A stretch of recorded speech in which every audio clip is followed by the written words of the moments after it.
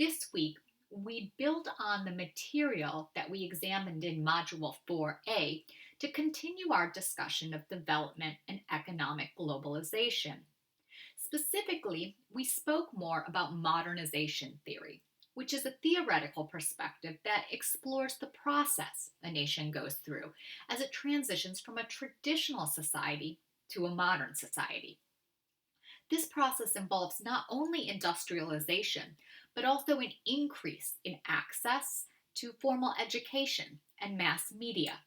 There's a shift towards urbanization and a increase in thinking in terms of rationalization, specifically in the realms of science and technology, as opposed to earlier ideas related to religion.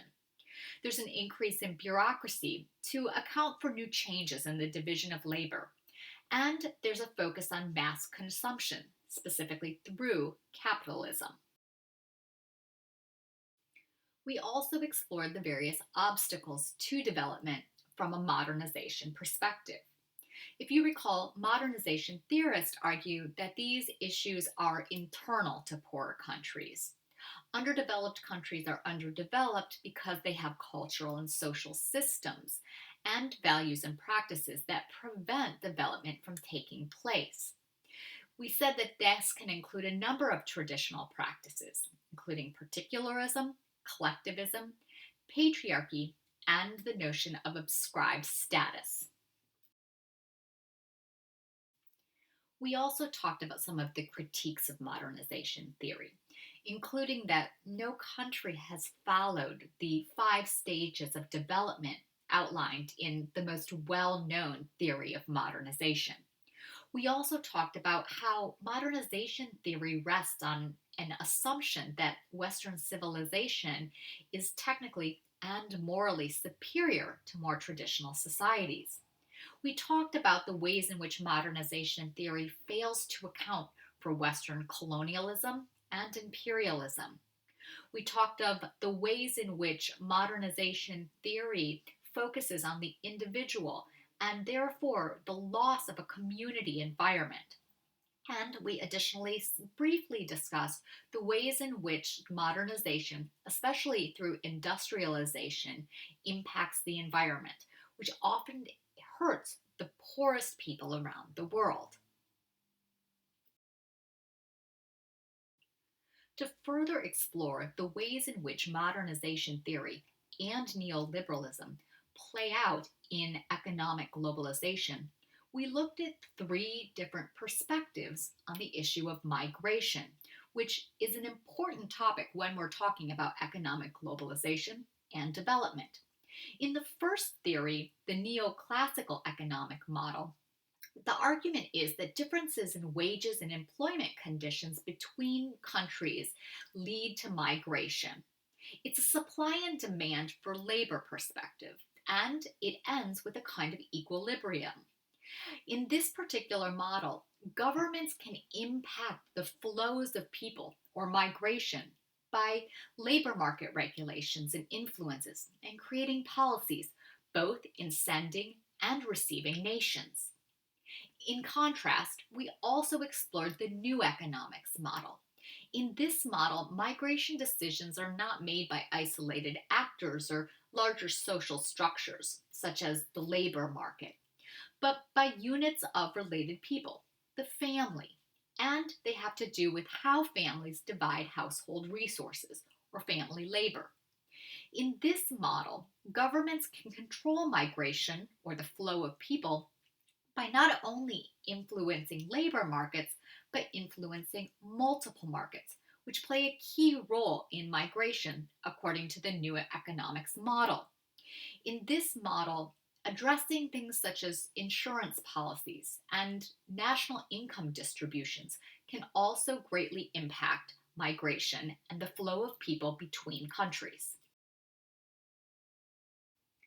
Finally, we looked at the dual labor market theory, which suggests that migration is the result of the structural requirements of modern industrial economies.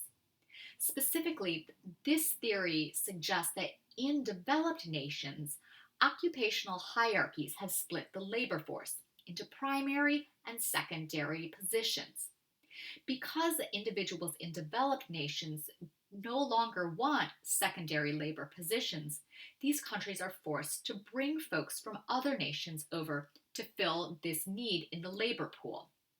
In this model, governments have less power and they're unlikely to influence international migration through any small scale policy because what's needed is a major change in economic organization.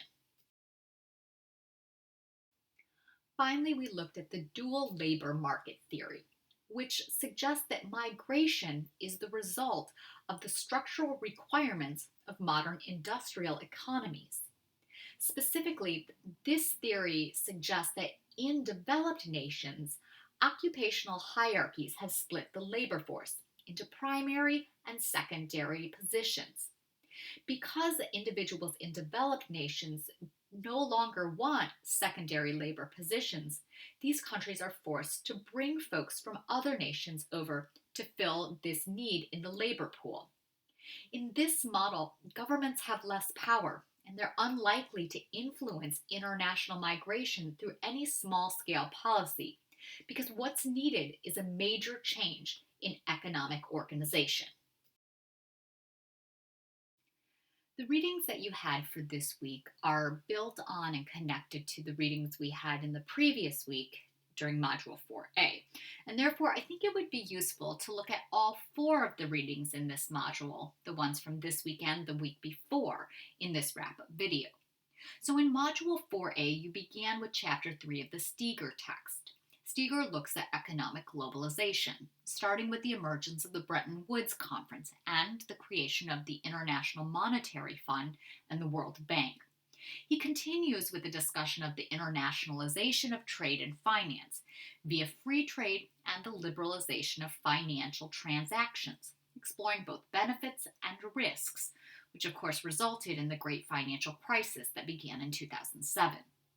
Steger ends the chapter by exploring the power of transnational corporations and international economic institutions, specifically the impact of structural adjustment programs that were designed to assist developing nations with large foreign debt, but ultimately led to fewer social programs, reduced educational opportunities, more pollution, and greater poverty for many people around the developing world. In Module 4A, you also had a somewhat unique article by Doring and Liu from the ground up, Gender, Space, and Self-Employment in a Colombian Housing Project. In this article, the authors examine how home self-employment as a development strategy, specifically designed for women in low-income developing nations, is impacted by geographic space. The authors find that self-employed women often must work from their domestic residences, and therefore women who have access to easily accessible space, for example, first floor or ground floor apartments, are more likely to run informal businesses and profit from self-employment. This week, we turn to look more broadly at theories of development, specifically modernization theory and neoliberalism. In the Ray's reading, the four main theories of development, we focused on modernization theory. And Ray's argues that the major assumptions of modernization theory are basically that modernization is a phased process.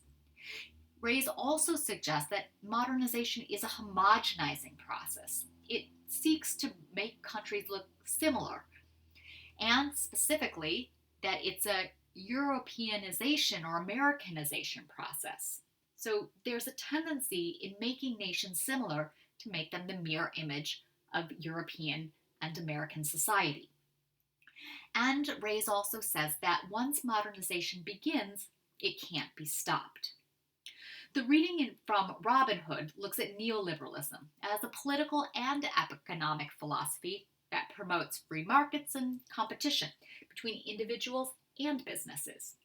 The reading provides real-world examples of neoliberal policies such as NAFTA and the effects of neoliberalism. So for your final thoughts this week, I'd like you to tell me what was the most striking part of the materials you explored this week and why. What questions do you still have about development and economic globalization?